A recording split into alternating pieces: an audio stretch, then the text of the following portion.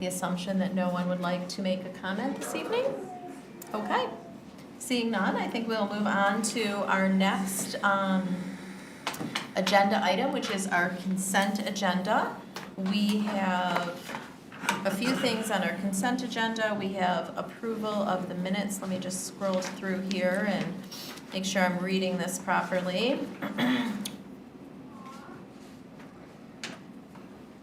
We have approval of the minutes, the regular meeting minutes of September 21st, 2023, the board work session minutes of October 2nd, 2023, the DEI Committee of the Whole minutes of October 12th, 2023.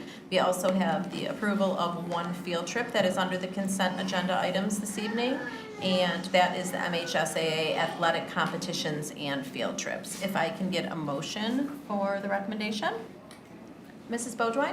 I move that the Novi Community School District Board of Education approve the consent items as presented. Support. Recommended by Mrs. Beaudoin and supported by Mr. Mena. All in favor say aye. Aye. Opposed? Motion carries 7-0. We'll move on to donations. We have two donations this evening. We have the Suburban Collection Showplace Therapy Dogs, and we'll start with that. Mr. Micah. Sure. The district is in receipt of a very generous donation from the Suburban Collection Showplace. The generous donation is in the amount of $5,000, and they would like to dedicate those funds for the therapy dog program here at the district. Thank you, Mr. Micah. If I can get a motion for Mr. Cook. I move that the Novi Community School Board of Education accepts the donations as presented with the great appreciation and thanks. Thank you. Do we have support? Support. Recommended by Mr. Cook and supported by Mrs. Roney. Does anybody have any comments or questions? Just saw the fruits of the donation here. Yes, I know. We all love our therapy dogs. Yeah, just thank you to Suburban. Thank you. Alrighty, all in favor say aye. Aye. Opposed? Motion carries 7-0. Our next donation is from the Novi Education Foundation for its fellowship grants. Mr. Micah. The Novi Educational Foundation is launching a new Fellows Grant Program. I've had the opportunity to speak with Mr. Geremini about this, and basically it's an application scholarship type program where they're going to donate $250 to a teacher who will be attending a local conference, or $500 for a teacher attending a national conference, and the NEF has budgeted $5,000 in total for these conference grants, and the committee has been very excited to work through those and award those once the board accepts the donation. Thank you. Thank you. Can I get a motion? Mr. Smith? I recommend that the Novi Community Schools Board of Education accept the generous donation as presented with appreciation and thanks. Thank you. Do we have support? Mr. Mishner? Recommended by Mr. Smith and supported by Mr. Mishner. Does anybody have any questions or comments? Besides, thank you, Mrs. Quick Beaudoin. question. Yeah. So this is very generous, and I think it will be very helpful as people attend conferences, but generally, how are those things funded before this?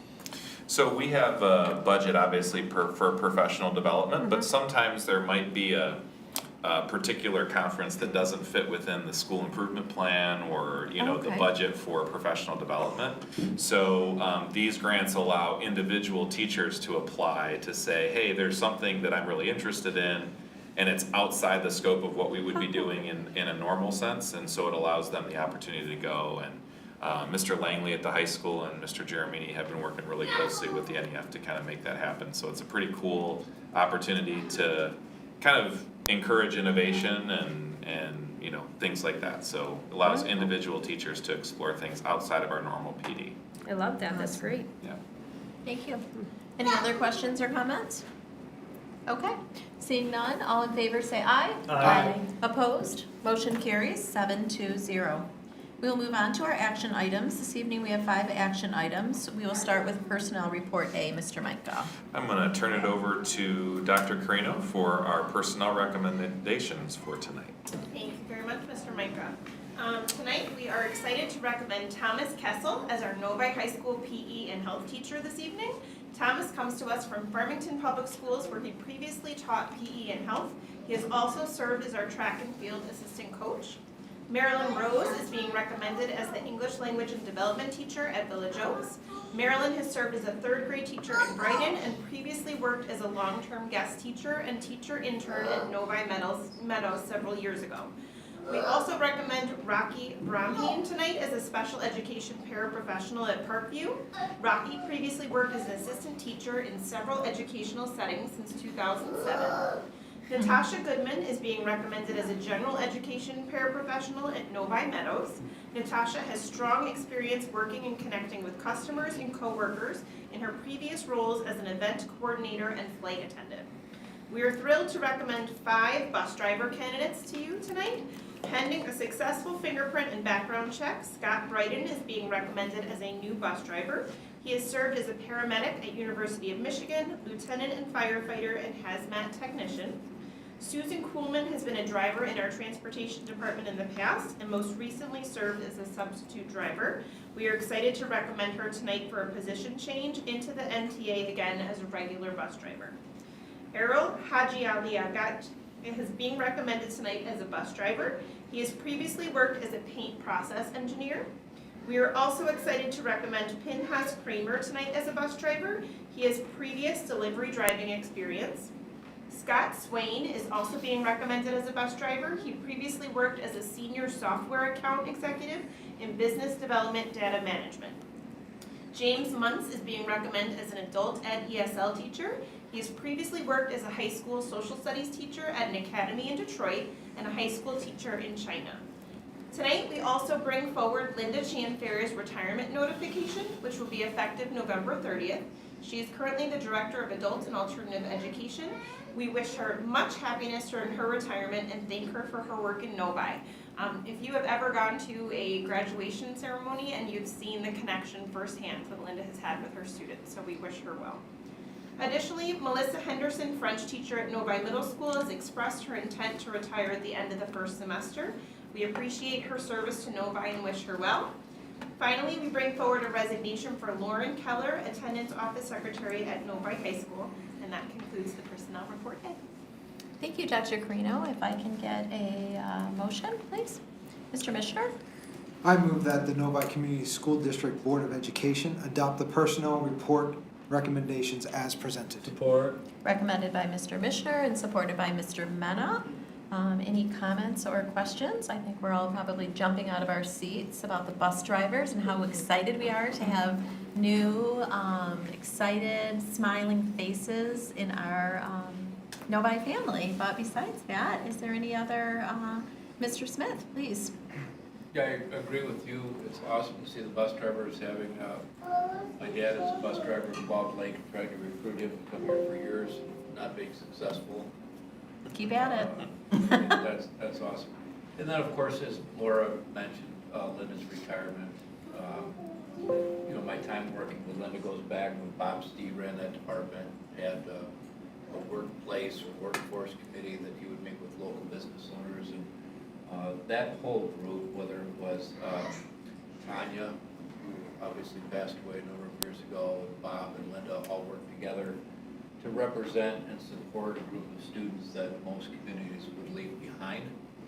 And it was always at first interesting to me to see so many grown professional adults advocating for a group of students that would often not be even granted a second chance or a second look, much less a third or a fourth or fifth opportunity.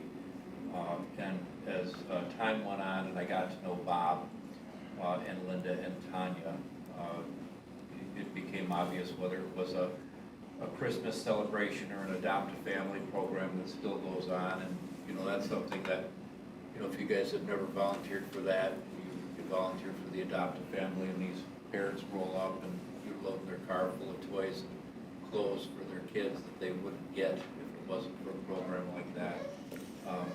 It really is meaningful work. It might impact only a small sliver of our community, but it's still a part of our community. And Linda taught me that one life is often worth saving.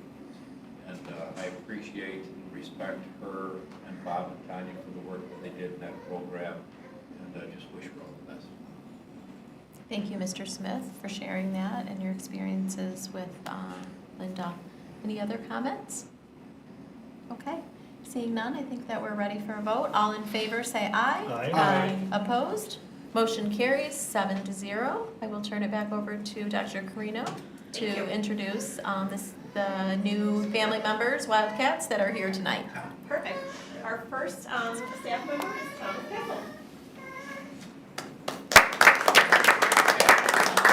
We'll just have you come up to the podium and introduce yourself and say a few words. You can also introduce anyone Yes. that's here tonight. Absolutely. Very correct. Hi, thank you for having me. I don't know if this is working, but I'll just speak loud. My name is Tom Kessel. I have been, as always, my wonderful wife Michelle is always here. Always, that's why I'm here.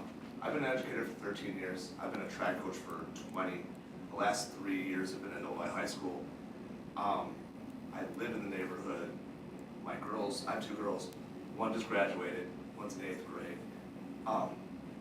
I've been here we've been here for a long time. It's been a really, really great place to go. I am extremely excited to continue my career and get started at the high school. I'm ecstatic. So, thank you. Thank you. I would say welcome, but you've been here a while, so we will just say thank you for choosing us. We appreciate that. It's a good fit. So, thank you for approving.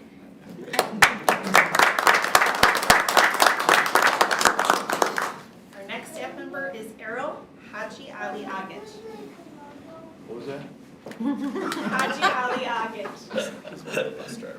Good evening. Hi. Thank you for having me. And my name is Errol Hajialiagis, and I'm originally from Montenegro. So I've been in Novi for the last 20 years. I have 2 boys. They've done great. They went through this system, Novi school system, and after all the oldest one went to Michigan State, he called me. It was on his 3rd year in electrical engineering. He called me and said, "Dad, thank you for choosing Novi school, because now I was average student, but now I'm really doing great." So, and this city was always generous to me, so I'm somehow giving back to this community, and they need bus drivers, so I applied. I spent last 20 years in corporate world, so I kind of really tired of this. I'm trying to and thank you for this opportunity, and thank you for voting yes. Thanks. Thank you. Thank you for being here, and I can tell that your students are going to love your smile every day, so. And last but not least, Jake. Let's go around the chairs. Thank you so much for having us all here today. I'm so honored and excited to be here in Novi. About 4 years ago, my wife, son, and I came back from China, where we lived for 4 years. I am fluent. I did study there and teach there, and I taught ESL, I taught high school social studies, English, the whole gamut. So for the last 3 years, I've been in Detroit teaching students in Southwest, and I recently had to change my job, so it was such a boon and a great fortune to find this opening at the Roar Center, and I'm so excited to work with the people there as I do part-time ESL and do part-time work on my PhD in education. So Awesome. lots of work, but very exciting work, and I think it's really going to translate to how I teach my students, so very excited. Wonderful. Thank you. Fantastic. Welcome. We're happy to have you here. Okay, I think that is all set for Personnel Report A.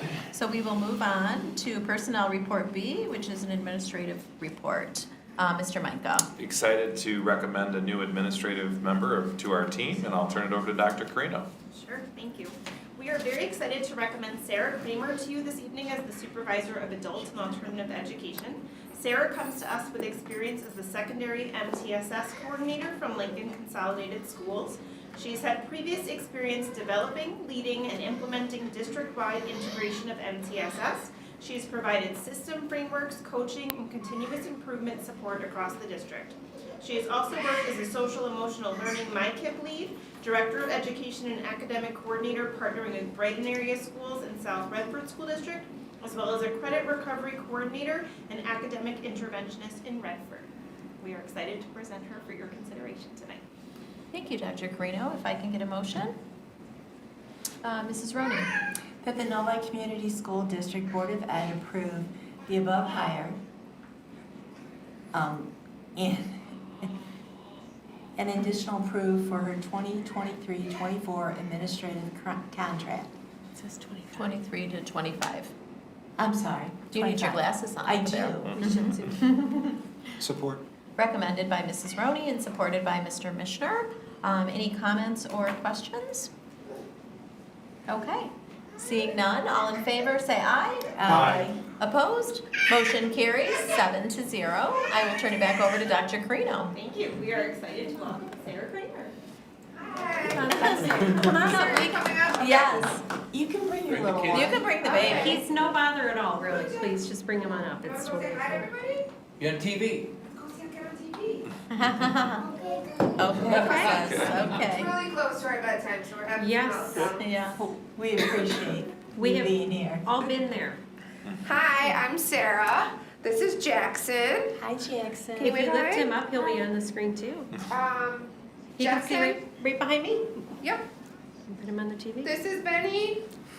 I can't pick him up right now. I have so Well, he's then- single dadding right now. So. I'm so sorry. And this is my husband Jeff. Yes. So here's a single dad with the living mom right now. Oh, goodness. Can you wave hi? Hi.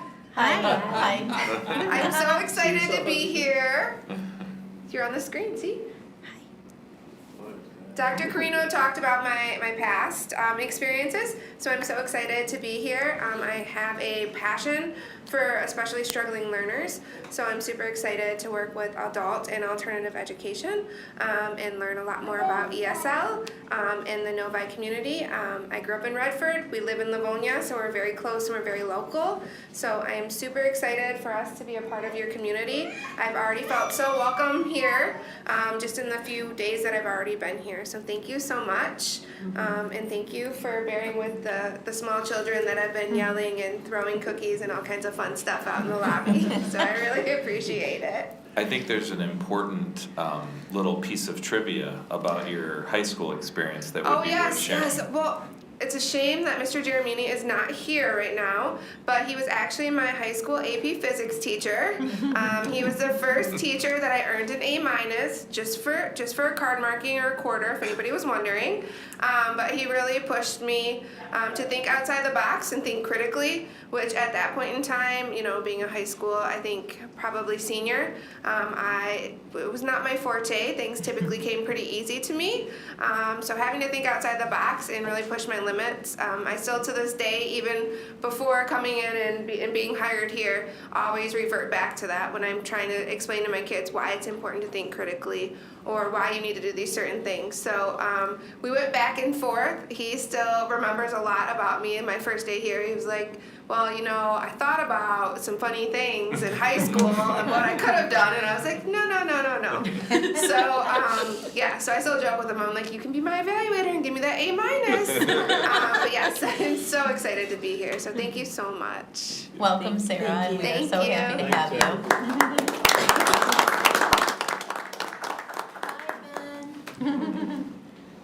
Alrighty, we will move on to our third action item this evening, which is the Middle Cities Resolution. Mr. Micah.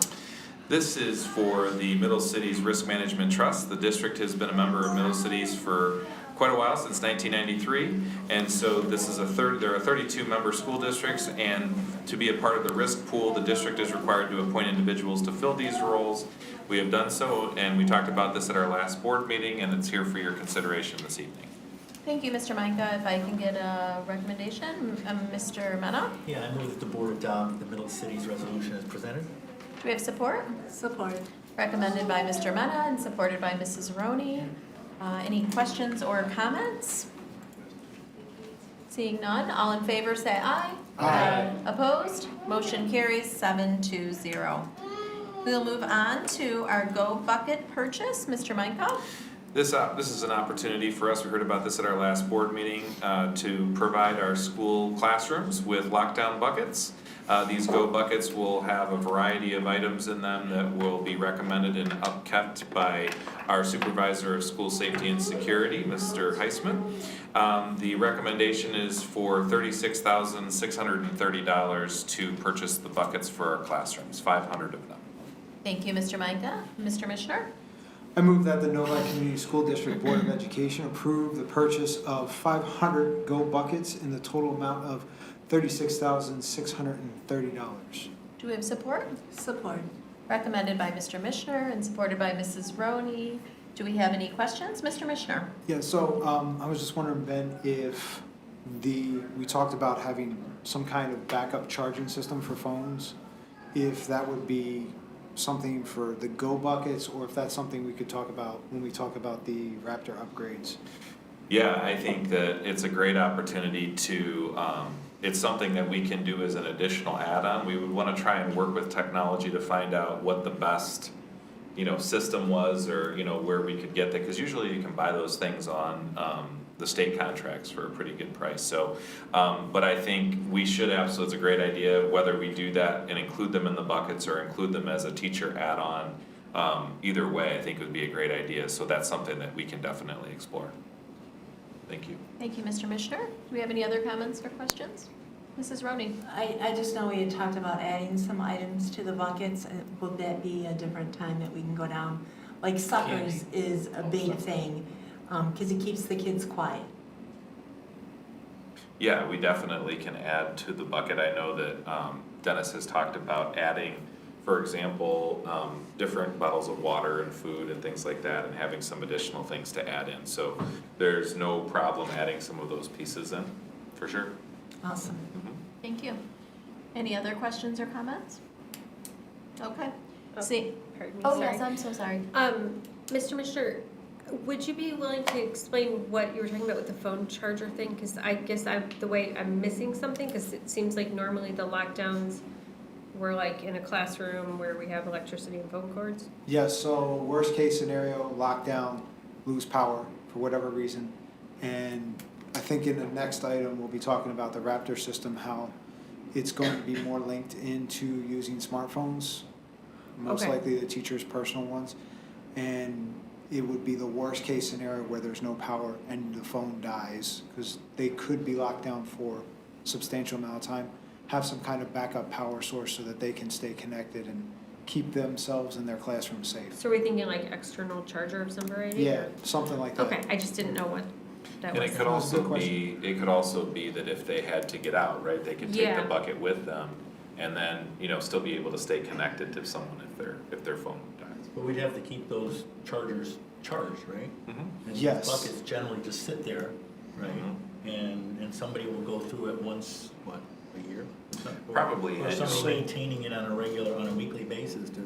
It's keep probably those gonna be an charged. annual kind of, because you're gonna have things that you're replacing in there that are more perishable, right, so, All right. yeah. So we were talking about old technology, like actual batteries. So a charger that you put AA or AAA batteries into, the batteries are sealed and brand new, and you only open in case of emergency type deal. Something like that. All right. Okay, so it sounds like Mr. Micah is going to work directly with our Safety and Security Director and Technology and see if this would be the place for it to go, if it falls in line with the budget that we have here, or if that's something else that you want to bring forward, if they decide is a useful tool in the future. Yep. Okay. Any other questions? Okay. Seeing none, all in favor, say aye. Aye. Opposed? Motion carries 7-0. We will move on to our last action item, which is the MASSP Women's Student Council Summit Field Trip. Mr. Micah. This is a field trip Ms. Skopinski is putting together with Mrs. James as well as Ms. Carter. This field trip is to take 10 to 12 female students to the MASSP Women's Summit on November 6th through 7th in Grand Rapids. The students there will talk about women in leadership and will address important issues facing women today in leadership roles. The Community School Board of Education we're asking for the field trip to be approved. Again, they'll be heading out on November 6th and 7th, so unfortunately, we didn't have time to be able to do info and discussion, but this is a trip that has been taken before. It is a different name at this point. It used to be a different student council leadership summit.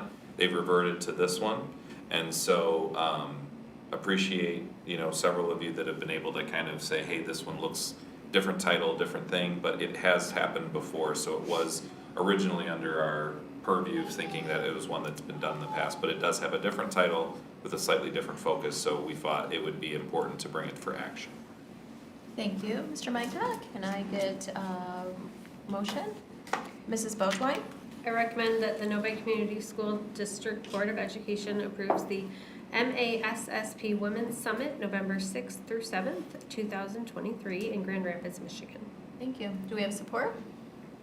Support. Recommended by Mrs. Boatwine and supported by Mrs. Roney.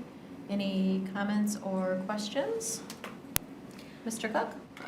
Mrs. Boatwine? I believe when I was looking at our packet, there was information that Mrs. Carter will be speaking at this event. Is that correct? I think that's what it says here, yep. That she has presented at this conference in past, and she is also the Region 12 representative at MASSP. Cool. Very exciting.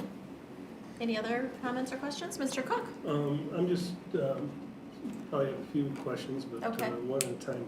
How are the students being chosen for this? In terms of the mechanism for how they're chosen, I'm not sure. Typically, for this particular conference, they've come from student council, but I can send a response to that question once I find it out. And I'm just a little confused because it says that, you know, we're providing a school bus and we'll be asked to pay $100, or is it, are the students paying $100? I believe the students are paying to cover the cost.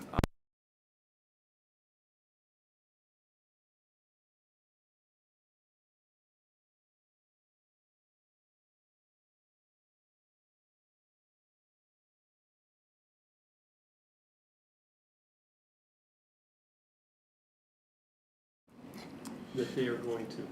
I'm not sure. Not that I've heard of.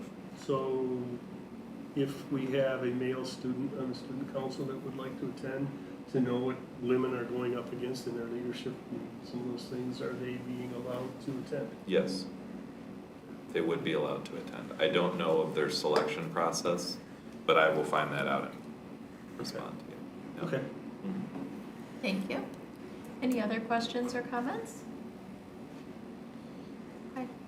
Seeing none, all in favor say aye. Aye. Opposed? Motion carries 7-0. And thank you, Mr. Micah, for writing those notes down. If you can share that information with the entire board, that would be helpful. Sure will. Okay, thanks. We will move on to information and discussion. We have first, we have 3 items. First, we have the Raptor Emergency Management Suite purchase. So in September of 2020, the district purchased with 2019 bonds and installed the Raptor Visitor Management System. It's a program that essentially we've spoken about here at the board table that manages visitors, does a background check when somebody visits a school. One of the really nice things about the program is that they've really evolved, and so Mr. Heisman has talked a lot about how do we manage emergencies, particularly reunification, if there was some sort of a major catastrophic event in one of our buildings. Tonight, we're going to hear a little bit from Dr. Carino, who's going to expand a little bit further on the program. But what this will do for us is it will allow us to have an integrated system where our technology will be able to determine exactly where a student is at all times in a reunification scenario and so on and so forth. So I'll turn it over to Dr. Carino. Thank you. The Raptor Emergency Management System offers the Novi Community School District the technology needed to notify staff and first responders of an emergency quickly. After notification is made through the Raptor mobile app, staff can take attendance and account for students through the app directly. The app allows staff to account for present, missing, and injured students. Raptor then integrates seamlessly with PowerSchool, allowing for accurate student accountability. If reunification is required as a result of the emergency, the Raptor Emergency Management System allows staff to check students in on the mobile app as they board busing and arrive at the reunification site. The app was developed with the I Love You Guys Foundation standard reunification method, and this allows for expedited and seamless reunification. Guardian check-in is done through the mobile app, and guardians are verified through PowerSchool integration. So basically, at the reunification site, a parent or guardian would check in through the same app, and then they would be matched with their student from our staff. Student information is immediately sent to the reunification team, and students can be connected and then brought out to their guardian, where identification is again verified a second time, and a guardian signature is obtained. So a couple other things to just highlight is that this allows for Mr. Heisman to also track our drills, our progress towards drills at the building level. It allows the administrators to have that. It also allows for integrated communication. Anytime there's an emergency, there's actually a dashboard that we kind of saw that allows for, you know, not only the tracking of students and teachers where they're at in any of those types of scenarios, but it integrates with our police force, and they would have access to the system as well. And we recently, Dr. Carino led an initiative to map our buildings, and so we have mapped out digitally all of our schools. And so Raptor has the ability to connect into that, as well as communicate with first responders. So if you think about it as kind of a technologically advanced way of being able to ensure additional safety communication during an event, it integrates with all of those systems. And so we like how this isn't one more thing that we have to, you know, have connected into our suite of software. This is already something that we're using, and it will be seamless. So, you know, this is again, I think another way of communicating to our district, our families, that safety is a priority, and we're going to be leading the way in this type of endeavor. So. We can answer hopefully most questions that you may have, if you have any. But we thought we would bring for your consideration at our next meeting in November. The total purchase price for the suite in the first year is $56,000, $56,877. It will not be that expensive in an ongoing fashion. That's really the implementation year. After that, it'll be around $22,000 annually for the product. Okay. Thank you. Mr. Mishner? So another thought along with the integration of personal smartphones to the system. In the event that a staff member does not have a smartphone, different other technology, older phone, or just does not have a cell phone, do we have another means to provide, or even in the rare chance that any one of us would ever dare to leave our house without our smartphone, do we have a backup device that could be used for that day, or a loaner device, just so that all of our staff members are equipped in case of, you know, an emergency? Yeah, we had that discussion, and so first of all, if we have a staff member that doesn't have a smartphone, that would be really interesting. But if we did, we would have to have a backup device, right? So it's probably gonna be some sort of a tablet, whether that be an iPad or something like that, that can run the software on our network. We also will need to consider, you know, we had the conversation about being connected to a cellular network as well, because you could be in a situation where you're off-site, and so you don't have access to our Wi-Fi network. So those are things that we've had some conversations about, and there's also ways for us to kind of have an end around which allow people to log in with certain other types of credentialing types of things.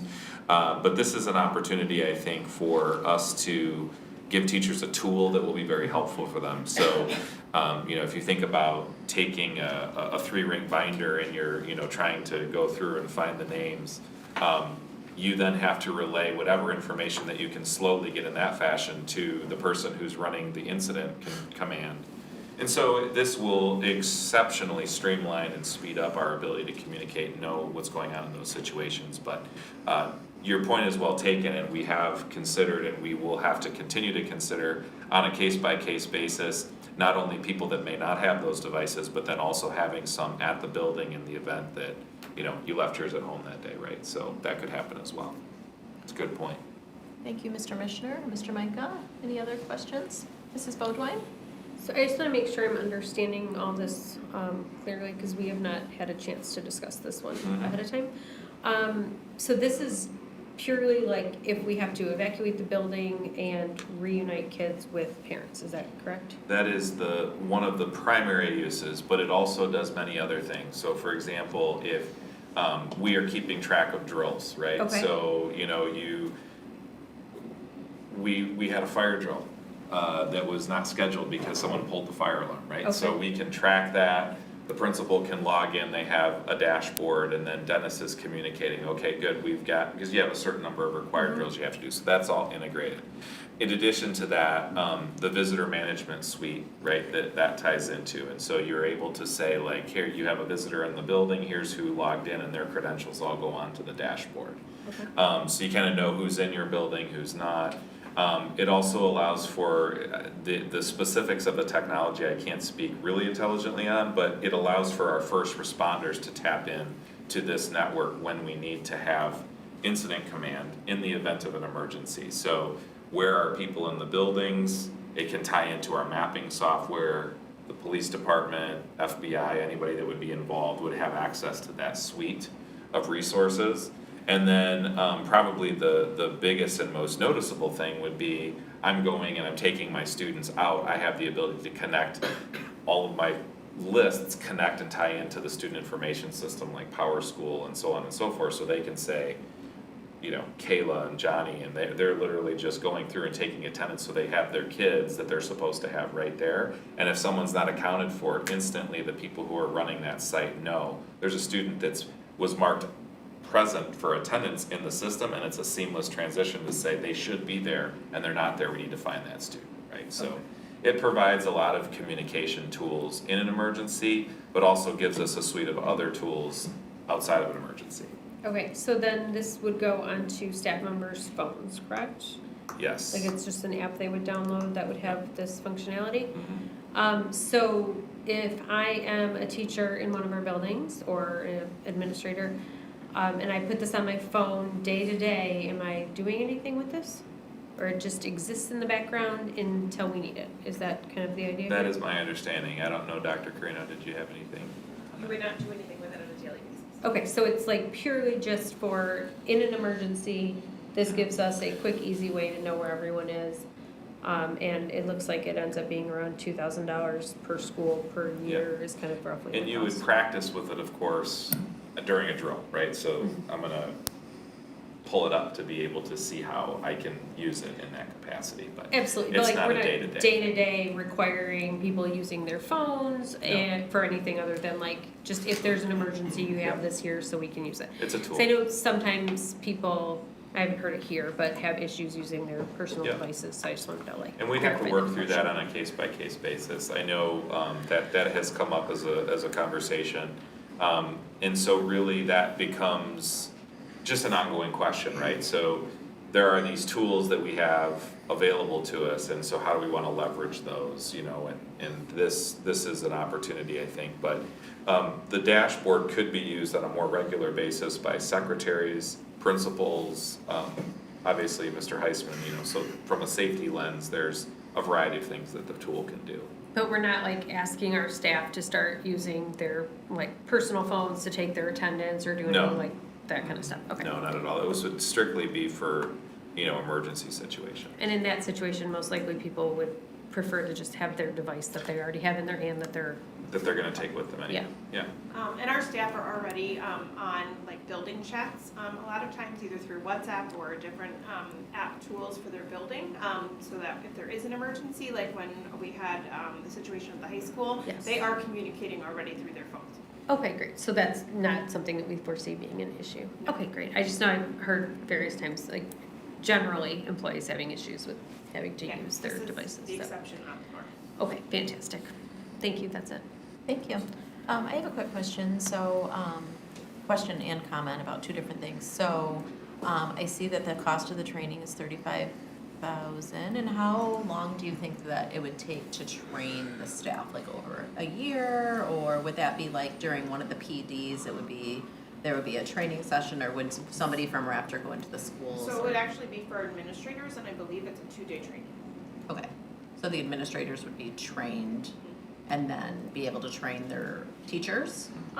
Yeah, because our administrators would be leading a reunification effort, because all of our administrators through the district would be going to the reunification spot, so those would be the people that would be kind of leading the charge, and that is the purpose, sole primarily of this is the reunification part. So the staff would learn how to, in the event of an emergency, report their students either present or absent, but that's essentially the extent of what a teacher would do. The other part of that is the administrators at the reunification site would be pairing family members with their students, and so they would be looking at that dashboard to see which students are left and which students have arrived at the site.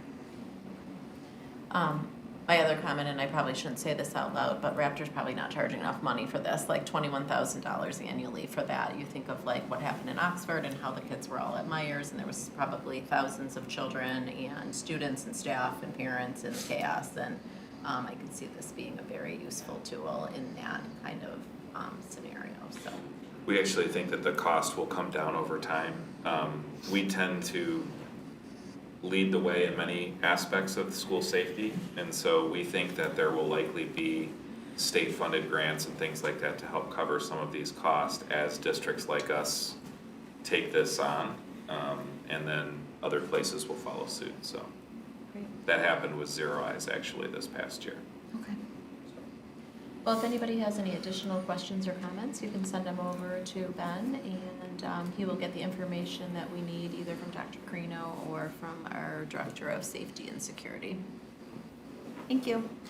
We will move on to the next information and discussion item, which is the board meeting times discussion, and I will turn this over to Mr. Menka. Yeah, so we actually had our last strategic planning work session, and at that meeting, one of the trustees brought up the idea of holding board meetings at an earlier time, say 6 p.m. And so we said we would bring it to the next meeting for information and discussion. And so I don't know if anyone, Mr. Smith, wants to take the lead on. Sure. I brought it up over the last couple of years. My experience serving on this board goes back to pre-COVID time. And we had many meetings that would go often and past 9 p.m. and sometimes 9:30 and sometimes 10. As most of our staff is here tonight and many of us, I will typically start my day somewhere, 5:30, 6:30 a.m. and then work full day. If I can, I get home and try to grab a bite to eat, and then I come here and I want to be at my best for the community. And frankly, when I'm meeting with clients talking about their financial futures, over my 35-year career, I've found that having a 90-minute meeting at 6:30 or 7 o'clock at night is not conducive to making the wisest financial decisions. And we're talking about millions and millions and millions of dollars in the lives of our kids and our community members. And my simple suggestion was it might be in everyone's best interest if we started the meeting a little bit earlier so that we could actually conduct our business and not be, I'll speak for myself, hangry or just frankly tired. We typically make better decisions when we're well rested and fed. So that was my question was why do we start at 7 and go until 9? Why can't we start at 6 and maybe be done by 8? Some of us at the table still have kids at home. Some of us have kids out in the hallway eating cookies. So that was all I brought up, and I didn't get much pushback. Ben, our superintendent, confirmed that other districts will start often at 6. I don't care whether we start at 5:30, 6, or 6:30, but I thought anything earlier than 7 might be advantageous to the entire community. Thank you, Mr. Smith, and thank you for bringing this forward. I'm glad we're going to have this conversation. I have no opposition to this at all. I think it would be beneficial probably to some of our staff. I think one of the reasons to bring this to the board table is just to make sure if there is something that you and I or anyone else hasn't thought of that we can bring that up and gonna work through that. So, Mr. Mishner? So with the intention, if we do coalesce around an earlier time, to make that shift at our annual organizational meeting in January when we set the agenda, basically all our meeting schedules for the upcoming year, since we're so close to that time frame anyway? We could do it anytime. Yeah, I think that there's really no benefit to doing that. I think that maybe giving the community a little time, but we usually are having these meetings once a month. So I think that if the community potentially needs more than a month to ascertain an hour, then maybe they weren't gonna come to the meeting anyway. So, I personally think that if the board has no objection and the questions are answered tonight, we can bring this to a vote next meeting and it can be effective immediately. I don't see any problem with that. I mean, Mr. Smith's been asking for this for a while and, you know, to be quite honest, he would ask and we would say, because we've always done it that way, and then he would just move on. So here we are, we're not gonna have a real conversation about it. So, any other, yes, Mr. Mena? Sure, I would be supportive of considering anything 6 o'clock on, not so with 5:30. And I would be more comfortable if the first time we did it, we did a trial period, whether it be an entire calendar year and then revisit to see how it goes. Sure. Revisit it again a year or whatever makes sense after that. Sure. Mrs. Roney? I just, since we moved the meetings to once a month, we tend to cover more stuff. So it does make the meeting a little bit longer. So I think it's an excellent idea that we move it earlier. I mean, I agree with Willie, 5:30 is pushing it a little, but I think 6 would be, and those that are listening, if they have an issue with the 6 o'clock, please email us and let us know. Agree. Any other, Mr. Cook? You know, the law says we need a meeting once a month. It doesn't say when we need to start it, it doesn't say when we need to end it. We just need to have one once a month. And if we vote next week to start them at 6 PM and we go for a couple months and it doesn't work, we can always vote after that to move it back to 7 or a different time. So, yeah, I'd support doing it and, you know, we can set the time after that at anything we want if it doesn't work out, so. Yeah, I would say, I mean, we really don't even need to be here having this conversation. The purpose of this is so that all board members can have an opinion and a perspective on this, and so that the community is aware and we're being transparent and there's no, you know, narrative that, oh, they're having the board meetings at X, Y, and Z so that people can't come. We're just trying to be open and just have a conversation, which we can't have unless we're at an open meeting. So, Mrs. Beaudoin? So for me personally, I tend to have to start bedtime late when we have these meetings, so I'm in favor of this for myself. I do, as I mentioned at our strategic planning meeting, have a small concern about like how this impacts public participation. So I do think it would be wise for us to consider if there's any other, like I know we've talked about that public comment isn't always like the most effective way to communicate with all of us. Email is great too. We're happy to hear from the community. I just would wonder if there's anything else we can do to make sure we're accessible to our community and able to hear what people's concerns are. But aside from that, I generally don't find that 1 hour is going to make a huge difference for most people. So, I mean, I'm in favor of it overall and just want to make sure we continue to present ourselves as open to the public. Thank you, Mrs. Beaudoin.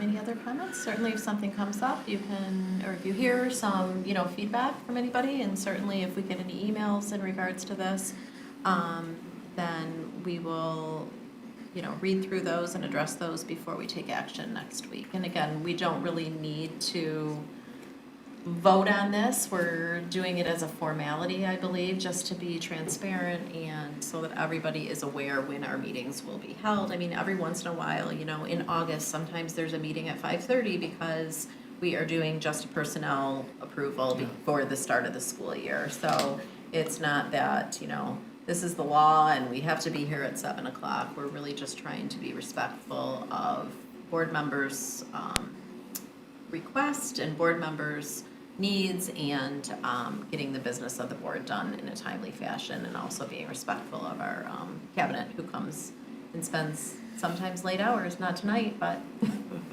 So it sounds like 6 o'clock was the numbers that okay with you, Jason? That would be fine. Okay. okay. All right, So next week, or next meeting, we can expect a recommendation Yeah. with the calendar, changing the times from 7 to 6. for the remainder of the year, yeah, because then we get our new, Pending Yes. consideration of any feedback that we Correct. get. yeah, Okay, okay. thanks, guys. Thank you. We will move on to our final information and discussion piece. It's the baseball trip to the MLB Dodger Spring Training. Mr. Micah? The Novi Athletic Department is requesting approval for the baseball team to travel to Vero Beach, Florida over spring break 2024. The team will participate in 4 scrimmages and practices along with other team building events. And here tonight to talk a little bit about this and answer questions is Mr. Wachowski. Turn it over to you. Good evening, everybody. Yeah. Apologize for my attire. I was over at the freshman and JV football game this evening, and if you noticed when you walked in, it was raining, and it hasn't stopped raining. So, yeah, I'm excited to be here on behalf of our head coach, Rick Green. He's actually in Arizona right now, playing baseball himself. Oh, He's been doing that for many years, so he is in Arizona participating, and so I told him I would step in and provide as many details as I could in regards to the upcoming trip. So our boys and parents and coaching staff is excited about the opportunity to take our team this year down to the MLB Dodger Spring Training Complex. It's actually their former spring training complex. It's in Vero Beach, Florida. It will be an opportunity for them to not only practice consistently in what we hope to be consistently warm weather, but also with the new MHSA rules, we're also allowed to scrimmage against other teams down there that are from what is considered the Big Ten states. So for example, if there's a team from Ohio that's down there, or if there's a team from Michigan, then we can actually scrimmage those teams when we're down in Florida together. So we're looking forward to that opportunity. The total cost per student is approximately $1,500, and this is a trip that is going to be funded by the parents. We plan to take a charter bus down there, so the charter bus would stay with the team the entire time and take them from location to location. So there will be a charter bus transportation both down there and on the way home. Some other details, it once again is during our spring break vacation, so there will be students will not be missing any school.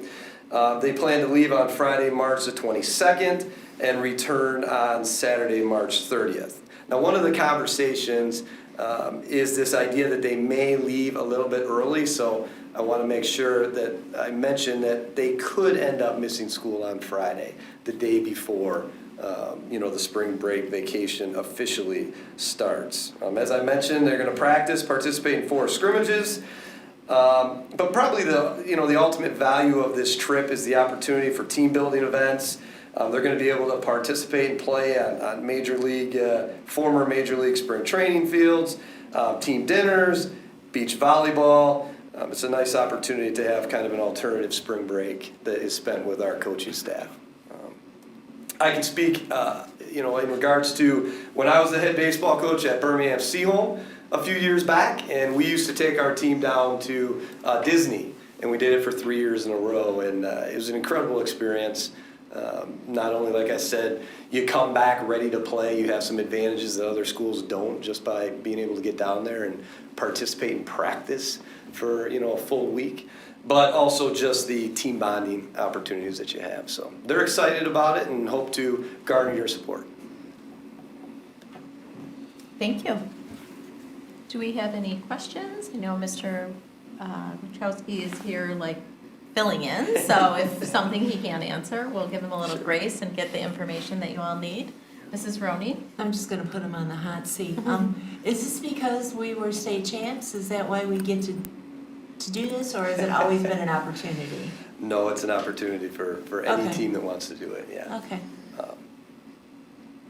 I think to speak to that, I mean, I think there's a really good vibe and a really good culture and a really good group of, seniors and senior parents that have kind of come together and said, hey, we would love this opportunity for our student athletes. So I don't think it's as much as a state championship, but it's just a group of parents and kids that all came together and said, hey, this would be great, and our coaches wanted to support it.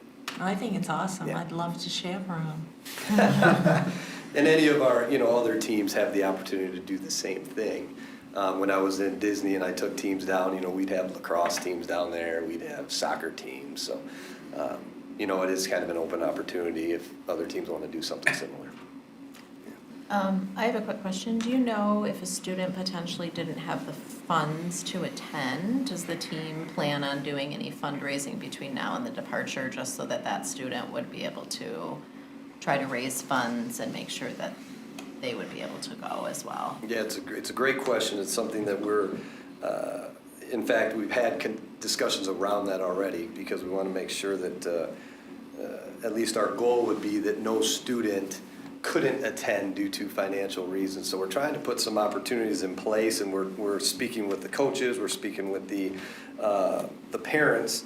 There are some restrictions through the MHSAA around amateurism and awards and funds and how much we can do, but basically I've engaged in some conversations with them, and so a few options that we have out in front of us right now is the idea of doing fundraisers. And it could cut all participant costs, or let's say, for example, we have one particular family that goes out and fundraises $1,500. That whole $1,500 could go towards the trip. And then there might be other families that say, we're only going to fundraise $100, so that would just take $100 off the trip. So that's an opportunity that's ahead of us. There are, like I said, some restrictions in regards to some other fundraised dollars where we could do up to $200 kind of student scholarships through our student activity accounts that are run by our sports if they've done fundraisers in the past, so we could have that opportunity. We've also explored the idea of some donations, but then there's some restrictions about how you use those donations and how we choose the students, and it could go back to, do our students qualify for free and reduced lunch? And then there'd be some tiers and opportunities to maybe provide those families with some more scholarship opportunities. So we're working through that, and we hope that there's strong communication with our families of all our baseball players, so that if they do have concerns for that, they reach out to us, and we'll do everything we can to try to provide them the opportunity. Thank you. Yeah. Any other questions, Mr. Cook? Yeah, is this opportunity available for every player on the team, or is there going to be a select few? Or Another It says 15 conversation people. we've had with some of the parents, at one point there were some room availability restrictions, but we're trying to get that to be opened up. So that's sort of a pending conversation, because the Dodger Spring Training Complex is a pretty popular place for teams to go from all around the country. So we're trying to afford some more spots and opportunities. It's primarily thought of as a varsity type trip. So you're talking about probably having 25 to 30-ish type kids that might actually want to participate in this trip once teams are chosen. And that could be a combination of some of the JV kids that might go down there as well. So some dialogue around that right now, but right now, to answer your question, it is open, but it's more of a varsity type level trip. And how many kids are on the varsity team then? Well, that's tough, because we don't quite know yet until March when tryouts occur. And So that's where tryouts are it'd be March 11th, I think, is the Monday of tryouts. Okay. So that's where you have to have some things in place. Like, if people commit to it, they have to commit to it knowing that if their son doesn't make the team, he's not going to be able to go on the trip.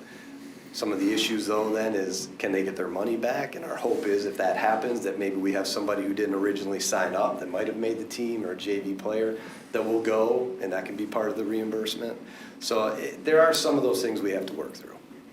Okay. Yeah. And you mentioned trips like this, you have opportunities for all other teams. Has the softball team been offered an opportunity, something similar? Well, when I said offer the opportunity, I meant that if they choose to go, they could pursue the same opportunity that baseball's pursuing. So it's not that we're affording anybody the opportunity, it's that the programs and the parents and the coaches have said, hey, let's give this a shot. Yeah. Okay. So hopefully that answered your question, but if softball said, hey, you know what we're gonna do it this year, then we would provide the same support to them that we're providing to baseball. Okay. Thank you.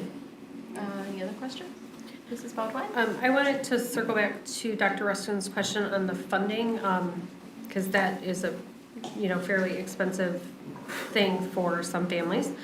One thing that I wondered, and I'm not sure, because it sounds like there's a lot of stipulations of how these things can work, but would it be possible to offer the option to your families that are participating that they can pay for their student, and half of another student's trip if they're able to do that, or something along those lines where you could offer the team the ability to set up like a scholarship type thing for whoever would need it?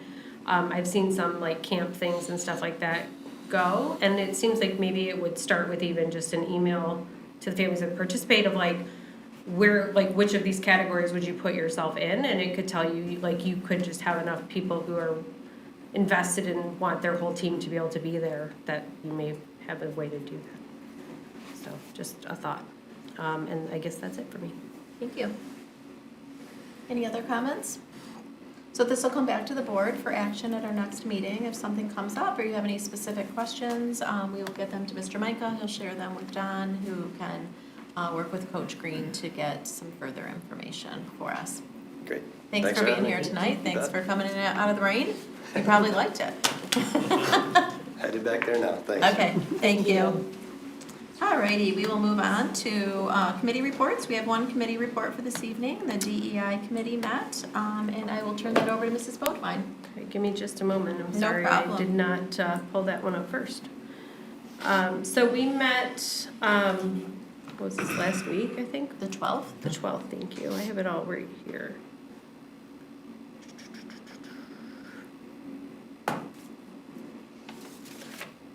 Pardon me. There it is, okay. Okay, so we met on October 12th, and trustee Mishner, Mena, Roney, and myself were in attendance from the board, as well as Mr. Giarmini, Mrs. Plonsky, and Dr. Carino, and 2 members of our district's DEI team. We discussed how we're seeing incremental improvements in the diversity of our staff, and we all feel that's a really positive step, so we're excited about that. Dr. Carino, of course, is committed to continuing to work on that goal, and but we're excited we're going in the right direction. We also looked at iReady data for specific student subgroups that we have been monitoring as a committee. Those subgroups are African American or Black students, students that are in special education, and students who are in a low socioeconomic status.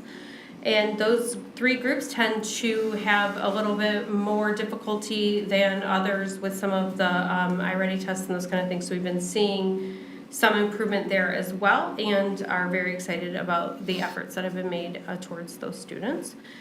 And we also talked to our district's DEI committee members about the steps that they're taking in their individual buildings. So they talked about setting up a diversity calendar, which is actually a really huge project that has holidays and different celebrations for all kinds of cultures and religions throughout the world. So if you can just kind of imagine how many events that may include, it seemed like it was quite an undertaking. And they talked about the different activities they're planning, like multicultural events in our elementaries, and the different ways they're working to include students and families from all types of cultures within our district. And it was wonderful to hear from the district committee and see all the great things they're doing. And it really is amazing the amount of effort and attention they pay to all of the different students in our building. So I was very excited about that. And that's it for me. Thank you. Thanks for that nice report. We will move on to the superintendent's report. Mr. Micah? Thank you so much. I think tonight underscores the value of having a larger space for public meetings, so I'm excited about the 6th grade house and the ongoing design of that. That is gonna be brought forward in December for preliminary looks, and hopefully we'll be able to approve the bids that are gonna be going out at the end of this year in January. Today I met with Yuta Matsubara, who was the person who helps oversee a sister program with Shinja, Japan. So Shinja is the sister state to Michigan in Japan. And we would love to explore a partnership with them. And so I reached out, and this is a program that we have not done, but it's been done by the state for a long time, and they're looking for some prominent high schools. We being the school district that has the most students of Japanese descent in our school district in the state of Michigan, and one single district are a great partner potentially. So some of you are familiar with the GAP program that the German program does, where we have students come from Germany and stay with our families, and then some of our students go to stay with those families. We're looking at creating that type of partnership with Shinja, Japan as well, and so we'll be able to replicate a very similar program. In speaking with, Yuta and also our Japanese school of Detroit representatives, as well as the people that are involved with this program, they're very excited to partner with us. So that's something that I'm just putting out there for you as a new partnership. I'll share more later as I learn more about the program. I had a very exciting meeting with our, several meetings, actually. I've had about probably 8 or 9 meetings in the last 3 weeks with our parent and community advisory teams. This is a group of parents. We have 5 different committees, from curriculum to school safety to all different parts of our operation. And I've been also meeting with our student advisory team, so being able to meet with families and community members as well as our kids. Met with our high school, middle school, and Meadows at this point for our first meetings of the year. I'm gaining a lot of valuable insights. I'll be able to put some notes together, and I would like to share that with the board so you can see some of the things I'm hearing from the different groups as well. Our strategic planning process is well underway. As you know, we've had several meetings already. We have another meeting scheduled on November 9th, which will be a board work session where we're going to review some of the input from our survey that was sent out this past week. We also have December 7th board work session, and then we'll hopefully be targeting January sometime to start looking at some approvals of some of the plans. But we're excited to have some of that work come to fruition. Also very pleased to announce that our fall theater production of The Curious Incident of the Dog in the Nighttime at Novi High School will be on October 26th, 27th, and 28th at 7 p.m. in the Novi High School Black Box Theater. I believe Millen brought some recommendation. You have a QR code, you can get your tickets there. In addition to that, on November 3rd at 7:30, the middle school fall play will be called Eureka, Plays of Science and Innovation. So certainly hope everybody gets a chance to take in a couple of our very talented, our students in a couple very exciting shows this fall. Also, the Novi Athletic Department would like to invite you to our Fall College Signing Day, which will be November 8th at 3:15 p.m. in the Novi High School Atrium Cafeteria. It'll be an opportunity for our student athletes who are signing in the fall to be able to be recognized. It's usually a really great ceremony. Mr. Wachowski does a great job with the families, and so we want to put that on your radar.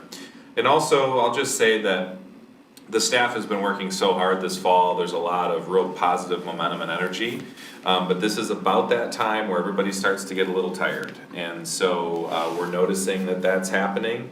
One thing I will just say, we've talked about this before, there's just something about people that have been in schools long enough know that adults and kids need a little bit of a break this time of year. So, we shared the calendar this summer for next year, obviously.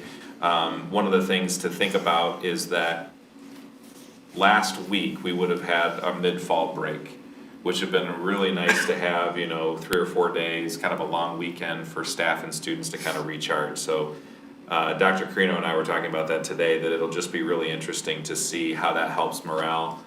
This time of year, it's pretty much like clockwork at this time. And so, we push hard to Thanksgiving, and then usually people come back from Thanksgiving pretty rejuvenated. So it's one of those things that we're interested to see how that new calendar works. Mr. Geremini is not here this evening, but I will be doing his report at the appropriate time. So if you have any questions, feel free to let me know, and thank you for all your support as always. Thank you, Mr. Micah. We will move on to administrative reports, and we will start with Mr. Kling. Thank you, Dr. Ruskin. Just a couple updates. I think I have 3 things for tonight. First is gonna be, we're wrapping up our annual financial audit. So I wanna take this time to thank Steve LeBlanc, who's our new Director of Finance, and the whole staff in the business office. They've been working really hard to wrap that up. Steve started the end of last month, and he hit the ground running. He's very energetic and excited to have him on the team. The draft financial statements will be presented by Clint Moran on the November 16th Finance Committee meeting at 3:30. Next, Michigan State Police conducts an annual comprehensive safety inspection of our fleet. They do all the fleets in Michigan. Normally, we have them done on the first week of the school year. They have not come by yet. They have not given us a date when they're going to come by yet. So I will keep you updated on that date when they do. Historically, we've passed with 100%, which is always good. Our mechanics, Matt Nowicki and Tom Probert, have been working hard to make sure the bus fleet's in good shape. I want to express my appreciation for all their hard work to make sure that the buses are maintained and cared for so our students get to and from school safely. While I'm on that topic, I'd also like to acknowledge our Director of Transportation, Cindy Valentine, and our staff, Karen Danette, and bus drivers and aides for all the hard work they've done. With a fleet like us and the amount of kids that we transport, it's hard enough as it is to move the kids around. When you add in all of the construction that was being done this fall, it is a large task. So I just want to say thank you for everyone's hard work this fall. Staying on the transportation theme, this is long-winded, this is my last topic, so.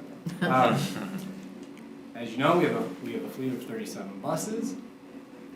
Periodically, as the buses live out their useful life, we have to replenish them. It's called a fleet replacement schedule. With all the transportation initiatives at both the federal and state level, I think it would be a good idea to re-examine our bus replacement schedule and possibly get a third-party analysis and or recommendation by an industry expert. I think it's a good idea to kind of take a look at that a little deeply. Anytime you have a schedule that involves millions of dollars, I think it might be better to periodically take a look at it. In addition to that, I think it might be a good idea to get multiple people involved. I know Ben and I have kind of talked about this. Yeah, we had a conversation about the possibility of, after we get a third-party review to really look at our fleet and make some recommendations so that we could have some objective data, that it might be nice to have an ad hoc board subcommittee that could sit down and kind of review a plan that we could bring to the whole board and say, you know, this is kind of our vision for fleet replacement, you know, in terms of electric buses and diesel buses and gas buses, and there's a lot of nuance to all of those things, and there's pros and cons. And so we just think it's a good time to kind of, you know, get an objective look, and then have maybe a small committee of the board that would meet 1 or 2 times to review that and maybe make a recommendation to the whole board at some point. Great, just let me know when I know a few people at this table who really, There this might is be a their thing. couple. A lot of these replacement schedules are multi-year processes, so it's kind of setting the foundation for the plan moving forward. Mhm. So, Great, and that's all I have. thanks, Mr. Kling, we appreciate you. Dr. Carino? Thank you. We have a small group of administrators and mental health practitioners in the buildings who are participating in an Oakland Schools Strengthening School Mental Health and Family Engagement initiative. And we have a team that is looking at the ability for us to engage with our families, support our students' mental health. And so we will be looking at that over the course of the next 2 years. And so we are excited to get stakeholder input from both our administrators, some staff in buildings, as well as our parents and guardians. And so more information to come over that, but that will be something that our new director of mental health and wellness will be directly involved in. And so she is excited to become involved with that and lead that work. We have finished primarily the hiring cycle for the first go-round of this year of our new revised process. And so at our last DEI committee meeting, as Mrs. Bodwine shared, We gave some baseline data of our staff demographics of last year's baseline compared to this year, and the efforts that we made intentionally to diversify our staff and increase some of that diversity that we see. I've asked Mr. Dinkman, our Director of Employee Relations, to summarize that presentation that I gave to our DEI committee meeting last week to all of you briefly, so that you can see some of the work that we've done. So, Mr. Dinkman. Thank you, Dr. Carino. We just want to share the couple slides that the DEI committee went over last week. We're very encouraged by the changes that we're seeing, even as subtle as some of them are. And we will continue to work hard to cultivate the diverse range of candidates for the positions here in our district. This first slide shows the overall racial breakdown of our staff from last September till now. As you can see, we have increased in every one of our subgroups that have traditionally been underrepresented. And then slide number 2 represents the percent change as you look from last year to this year based on race. All of our groups have increased over last year to this year due to the new staff that we've added. We attribute a lot of this change to the hiring procedures that we've put in place that made it easier for us to create a wider range or a wider net for those that we can interview, and more candidates come through the process. As we've gone through the season of hiring, we felt that the process improved our pool of candidates, allowing us to have some great hires. But as we've said before, we know that we still have more work to do to be where we want to be. So are there any questions? Thank you. Thank you for sitting through this whole meeting That's to okay. share the information with us. It's valuable information. And we appreciate all your efforts and the new hiring process and the evaluation that you're doing with that hiring process to just make more improvements each and every hiring season. So we appreciate you and your team. Thank you. Alrighty, Mr. Jeremini, AKA Mr. Michael. Yeah. So this year, our teaching and learning department has re-engaged with the LEO project through Oakland Schools. This was a project that the district had not been associated with. And so we're really excited to get back involved. There's some funding and directly funding literacy specialists with this program.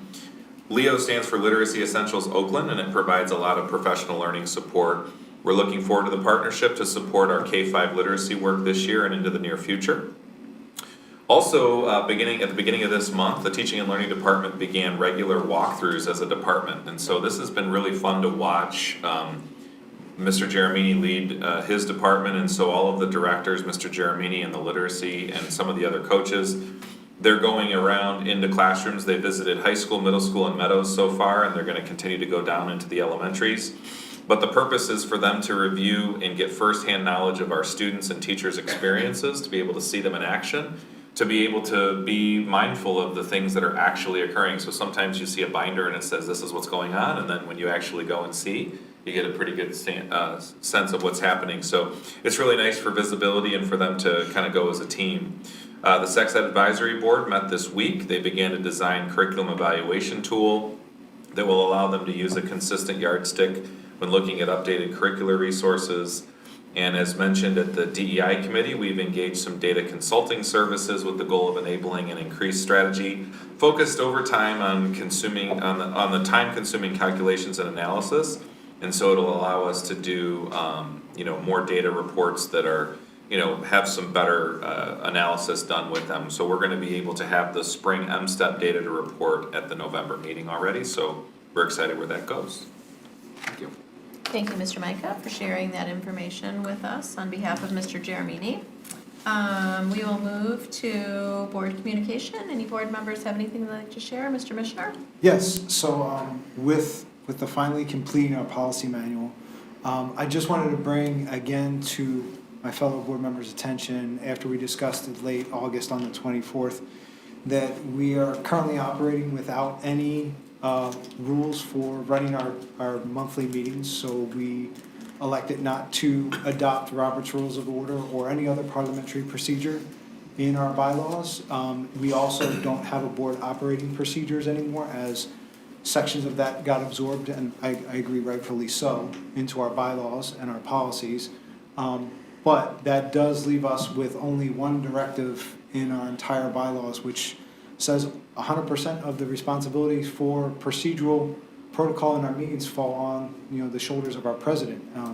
While I have no fundamental issue with trusting our president in trying to make the best calls for a meeting, I think that's a very large burden for any one individual to bear, to remember what was done in the meetings before and make sure precedents are fair and just every time and time again. I would strongly urge that we consider taking a look at adopting some form of parliamentary procedure so that everything is fair and just and that everybody's roles and responsibilities are equitable. Parliamentary procedure, has its foundations in the beginning of our country, and Robert's Rules is a 147-year-old set of rules developed over time through lots of, learning to address just about everything that we could come up with. But if not that, just have something in place, because while things are really well and functioning now, I think now is the time to look into that. Just like if you start a game of kickball and no one talks about the rules, it's all fine until somebody gets hit in the head with a ball and the person that threw it says they're out, the other person says, well, you hit me in the head, so that doesn't count, and then everything breaks down. So I think it's always good, before you engage in anything, you have a set of agreed to rules. And unfortunately, we did abide by Robert's Rules, at least for matters of dispute in our previous policy via 1003, and so right now we don't really have a safety net for how we operate as a board. So things are good right now, but I feel like for consistency and to make sure that the minority opinions are protected and that the majority is also not constricted from making positive decisions for our student body by a vocal minority, having a solid foundation in some parliamentary procedure would definitely be beneficial. Thanks, Jason. Just thanks for circling back around with that. If I remember correctly, at our last policy meeting, we talked about at our next policy of the whole, which has not happened yet, that we would put this on the agenda and have a conversation with the whole board. I know that there was a couple board members who were not able to attend that last meeting and conversation, and I want to make sure that this conversation continues, and I think that that's what we discussed at our last policy meeting, that it would be brought to the next policy meeting in the whole, and we would continue this discussion. Excellent. So, thank you. Any other comments, Mr. Mendo? Sure. Just to add to that, we are members of the Michigan Association of School Boards, so it would be good if there are any concerns, if maybe we can reach out to them and let them weigh in to see whether or not some of the concerns you have are actually justified. So I'm not quite sure who to reach out there to. Is there somebody who can do that for us? I could actually give you a contact. I just took the CBA class 223 last night for parliamentary procedure, so you could reach out to Deb. She is Deb Macron. She gave an excellent class. She's a member of NAP, so the National Association of Parliamenters. I could also provide trainings for the board in parliamentary procedure and operation, but Deb did give the class with MASB last night, so she had some really excellent points.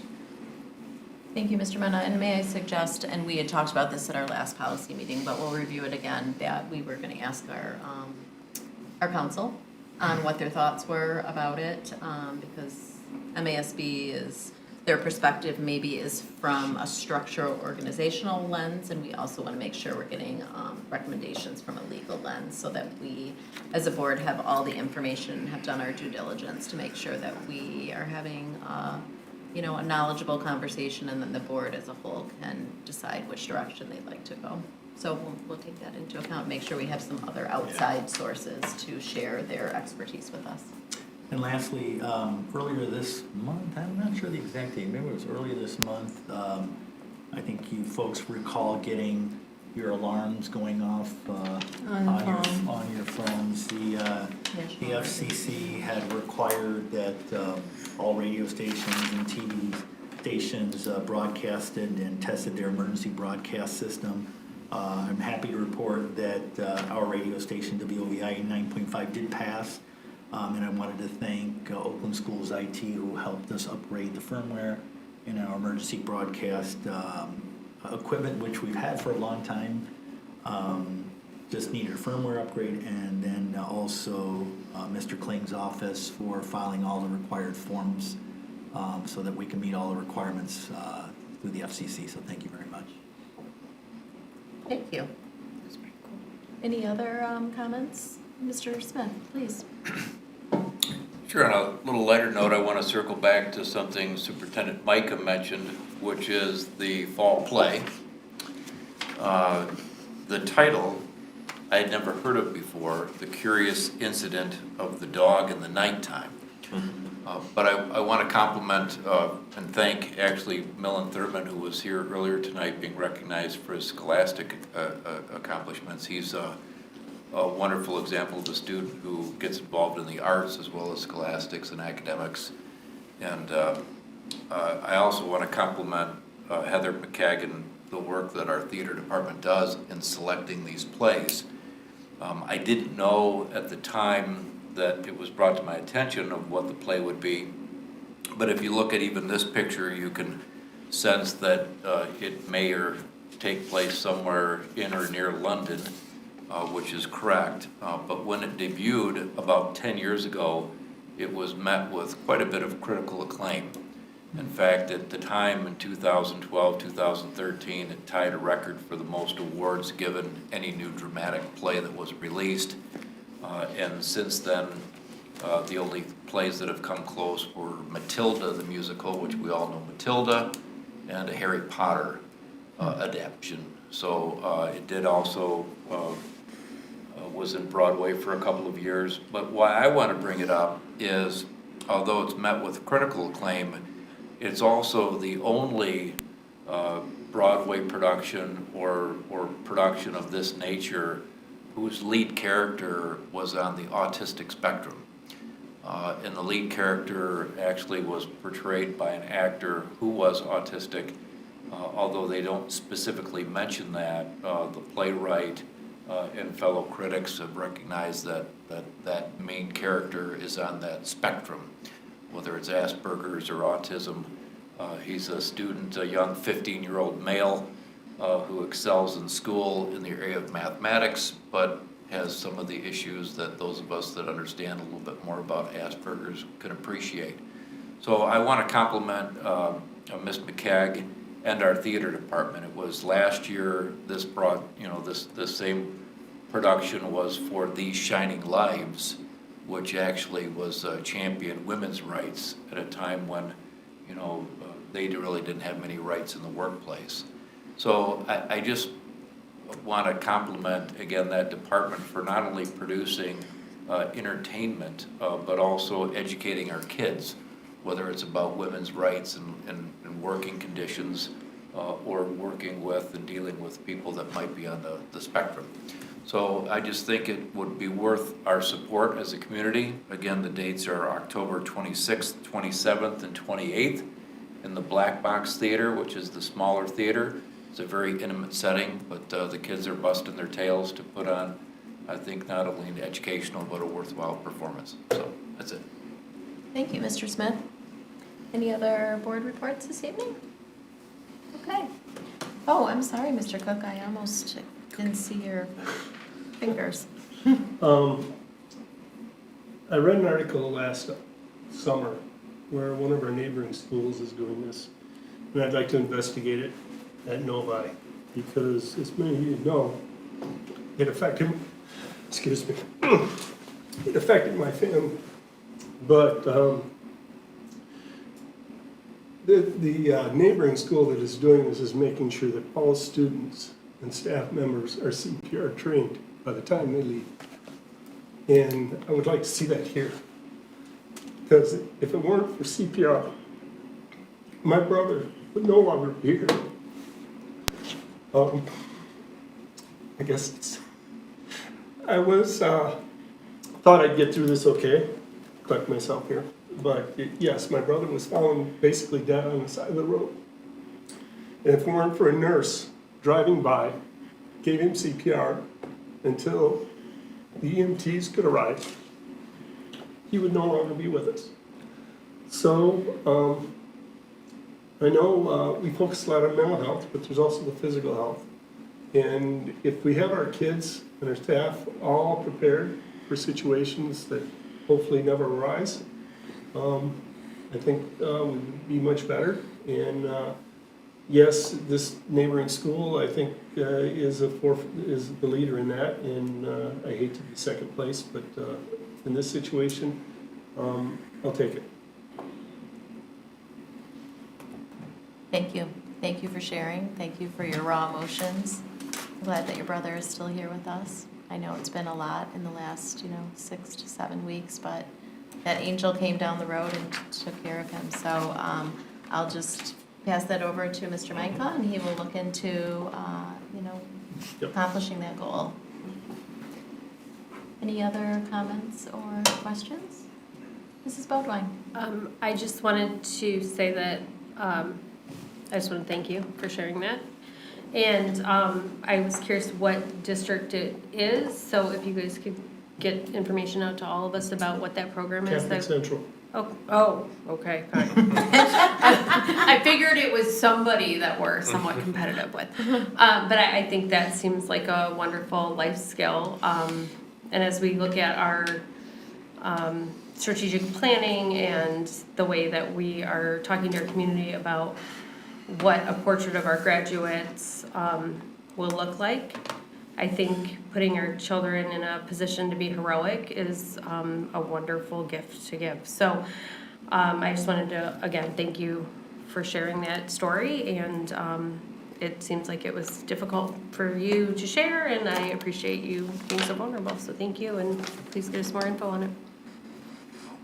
Thank you. Any other board communication? Okay.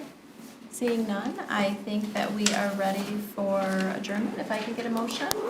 So moved. Do we have support? Support. Recommended by Mr. Mena and supported by Mrs. Roney. All in favor, say aye. Aye. Opposed? Motion carries 7-0. Thank you, everybody.